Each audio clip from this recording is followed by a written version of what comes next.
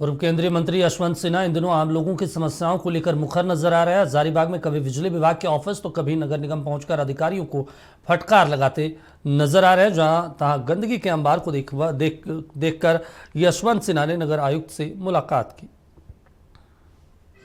पिछले कई दिनों से मैंने नोटिस किया कि हजारीबाग शहर में जहाँ कहीं मैं जा रहा हूँ वहाँ अपार गंदगी है, तो उसी के बारे में हमने उचित समझा कि मैं यहाँ आऊँ और नगर निगम के पदाधिकारियों के साथ बातचीत करूँ।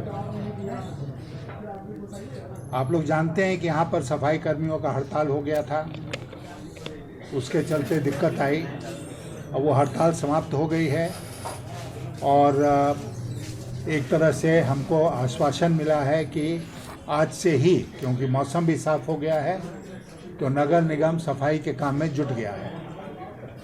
बहुत सारी बातें जो हुई हैं उसका निष्कर्ष ये है कि एक हफ्ते के भीतर पूरा हजारीबाग शहर जो है नगर निगम का क्षेत्र है वहाँ पर पूरी सफाई होगी।